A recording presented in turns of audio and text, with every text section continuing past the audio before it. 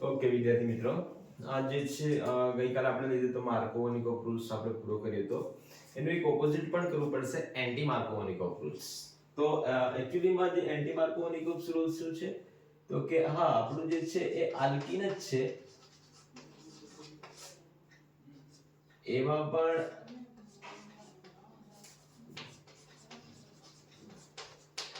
Reaction with HX જ છે, પણ ઇન પ્રેઝન્સ ઓફ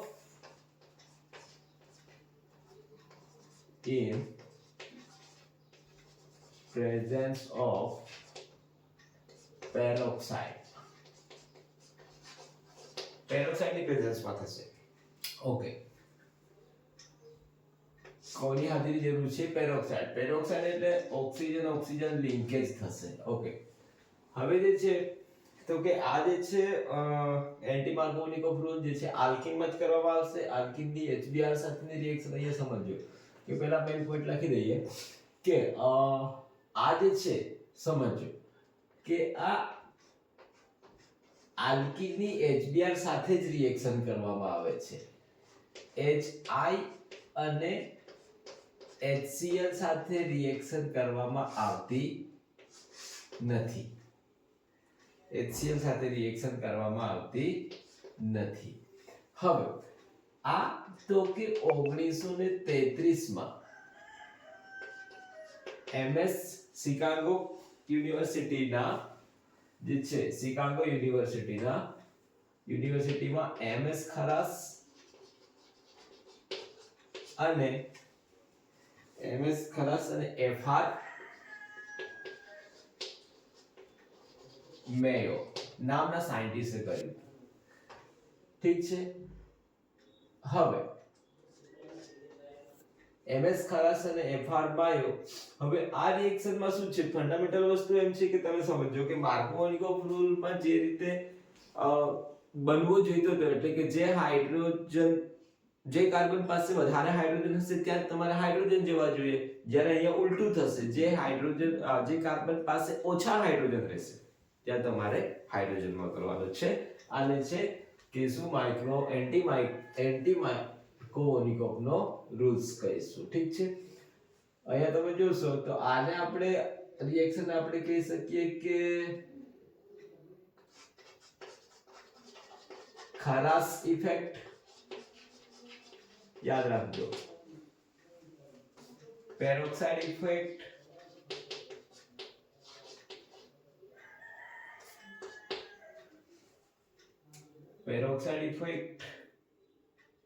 या फिर एंटी मार्कोवनिकोव रूल्स. હવે આટા નામથી ઓળખવામાં આવે છે. તો એક્ઝામ્પલ જોઈ લઈએ ફંડામેન્ટલ વસ્તુ. તો કે કોની પ્રેઝન્સમાં રિએક્શન થાય છે તો કે CH3 CH double bond CH2 આ થઈ ગયો આપણો પ્રોપીન. આલ્કીનની તમારે રિએક્શન થશે કોની સાથે તો કે HBr સાથે. હવે HBr સાથે આને શું કહી છે કોની પ્રેઝન્સમાં? In peroxide. તો કે પેરોક્સાઇડની હાજરીમાં રિએક્શન થશે. તો કે C6H5CO twice O2 benzoyl peroxide લઈશું. ઠીક છે. C6H5CO twice O2 benzoyl peroxide ની પ્રેઝન્સમાં રિએક્શન કરશું અને આપણને જે છે પ્રોડક્ટ મળી જશે. પ્રોડક્ટ મળશે CH3 CH2 Br એટલે કે 1 બ્રોમો પ્રોપ N. હવે એ સમજો માર્કોવનિકોવ રૂલ પ્રમાણે જ્યારે બેન્ઝોઇલ પેરોક્સાઇડ કે પેરોક્સાઇડ ની હાજરી હતી જ નહીં એ સમયે તમારી મુખ્ય નિપજ શું બનતી હતી, મેઇન પ્રોડક્ટ શું બનતી હતી તો કે 2 બ્રોમો પ્રોપેન બનતી હતી. પણ અહીંયા શું બને છે એકચ્યુઅલીમાં આ ક્યાં જોડાવું જોઈએ તો અહીંયા, પણ આ જોડાય છે અહીંયા. તો આ કોના લીધે થાય છે તો કે પેરોક્સાઇડના કારણે થાય છે. તો આ છે તમારો એન્ટી માર્કોવનિકોવ રૂલ. એકચ્યુઅલીમાં આ જે છે માર્કોવનિકોફનો રૂલ જે હતો એ તમારો કાર્બોકેટાઇન મિકેનિઝમમાં કાર્બોકેટાઇન જનરેટ થતો હતો, જ્યારે અહીંયા આ મિકેનિઝમ જે છે, આ મિકેનિઝમ તમારી અહીંયા જોઈ લઈએ તો કે આ મિકેનિઝમ જે છે તમારી તો કે ફ્રી રેડિકલ મિકેનિઝમ છે. કેવી છે? Free radical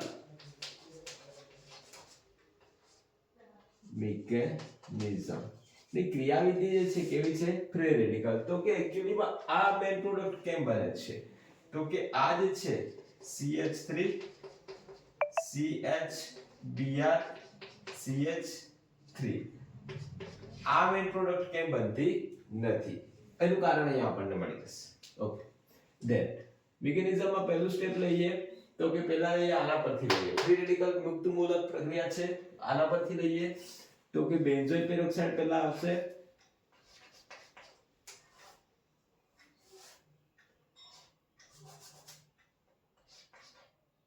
C6H5C double O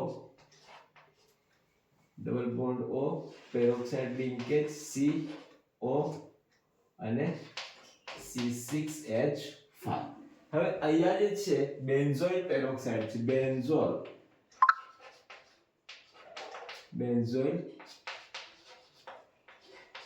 peroxide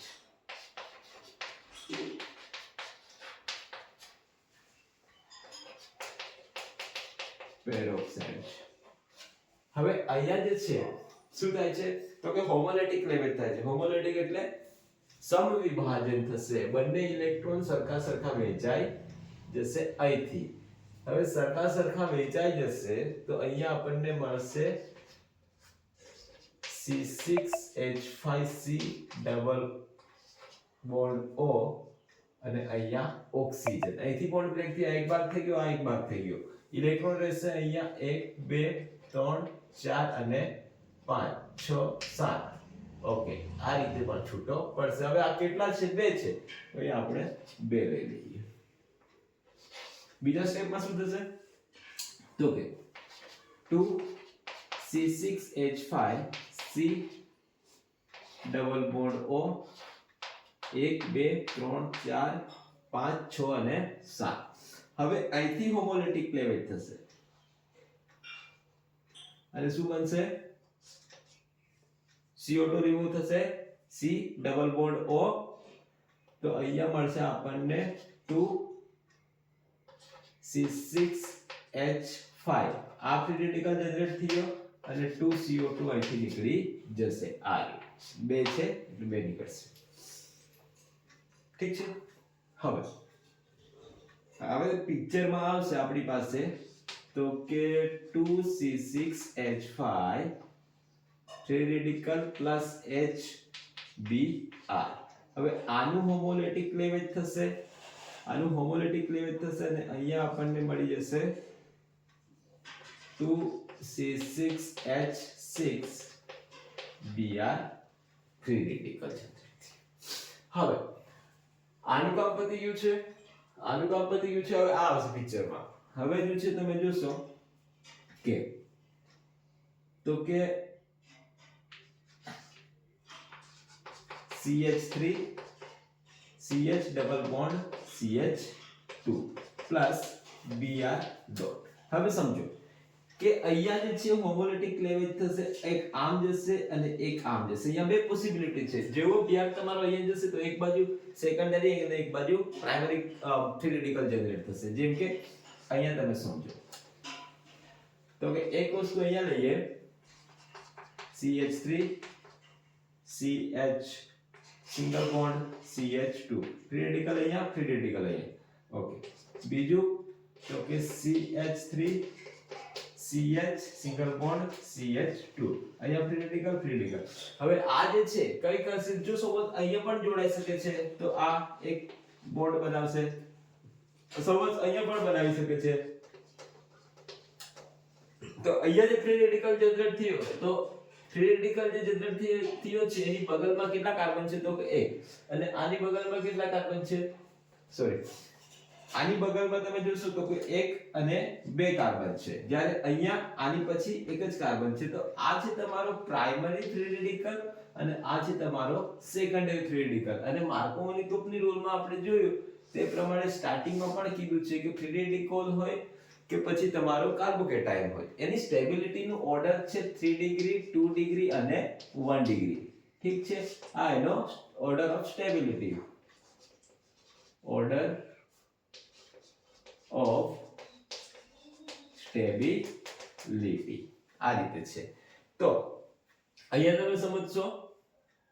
ઠીક છે, હવે તો આ બંનેના કેસમાં આ વધારે સ્ટેબલ છે, આ કેવો છે મોર સ્ટેબલ અને આ લેસ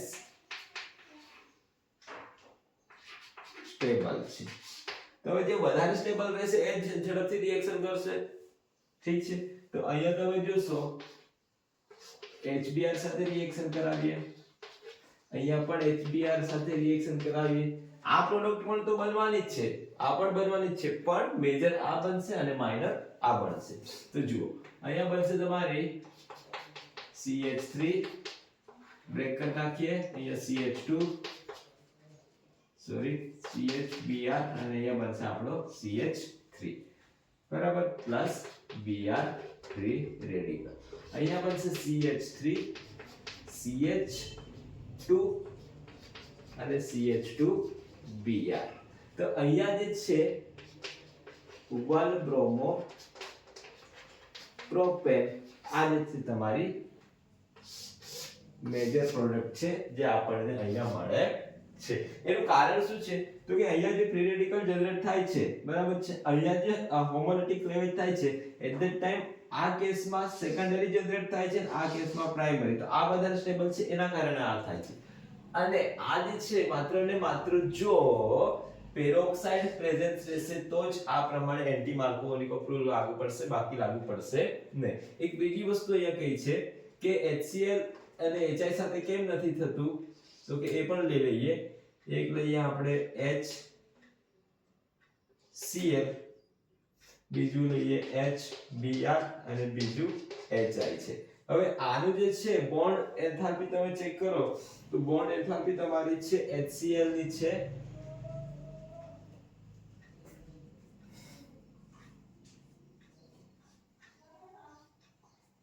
HCl નો જે બોન્ડ જે છે એ 430.5 કિલોજૂલ પર મોલ છે અને આ HBr છે તમારે 363.7 કિલોજૂલ પર મોલ છે અને આ છે 296 પોઈન્ટ સમથિંગ તમારે રહેશે 8 કિલોજૂલ પર મોલ છે.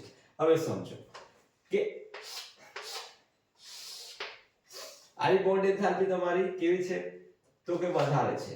તો કે આને ક્લેવેજ કરવા માટે બહુ એનર્જીની જરૂર પડે છે, જ્યારે અહીંયા આયોડિન ફ્રી રેડિકલમાં જનરેટ થવા પહેલા જ બીજા આયોડિન સાથે કમ્બાઈન કરીને I2 માં બની જાય છે બરાબર. એટલે અહીંયા બોન્ડ બ્રેક નથી થતો અને અહીંયા બોન્ડ બ્રેક થઈને I2 માં કન્વર્ટ થઈ જાય છે.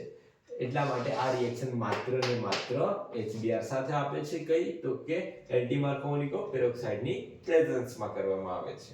સો બસ આ પ્રમાણે જો સવાલ તમને પૂછવામાં આવે એક એક્ઝામ્પલ લઈ લઈએ, એક સવાલ જોઈ લઈએ. Suppose CH3 CH2 CH double bond CH2 અને અહીંયા છે તમારો HBr. ઓકે, અને બીજું લઈએ CH3 CH2 CH double bond CH2 plus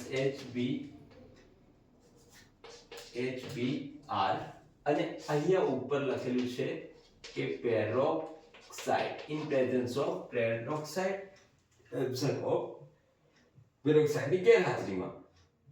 તો અહીંયા લાગુ પડશે તમારો માર્કોવોનિકો, કેમ કે અહીંયા પેરોક્સાઇડ નથી એટલે તમારી જે પ્રોડક્ટ બનવાની છે તે બનશે તમારી CH3 CH2 CHBr અને CH3 આ બનશે. જ્યારે આ કેસમાં શું બનશે તો કે અહીંયા પેરોક્સાઇડ છે એટલે એન્ટી માર્કોવોનિકોવ રૂલ્સ લાગુ પડશે. તો જ્યાં વધારે છે ત્યાં ઓછા અને ઓછા છે ત્યાં વધારે. તો અહીંયા બનશે તમારું CH3 CH2 CH2 CH2 અને Br. આમાં આ મેજર, આમાં આ મેજર. યાદ રાખવાનું છે, પેરોક્સાઇડ ને ધ્યાનમાં લઈ. તો આ પ્રમાણે છે એન્ટી માર્કોવોનિકોવ રૂલ્સ. હવે જે છે રિએક્શન વિથ સલ્ફ્યુરિક એસિડ અને ઓક્સિડેશન કેવળ ફરવાળો બાકી છે, ત્યારબાદ તમારો વનસ્પતિ જશે. ઠીક છે, અહીંયા સુધી રાખીએ.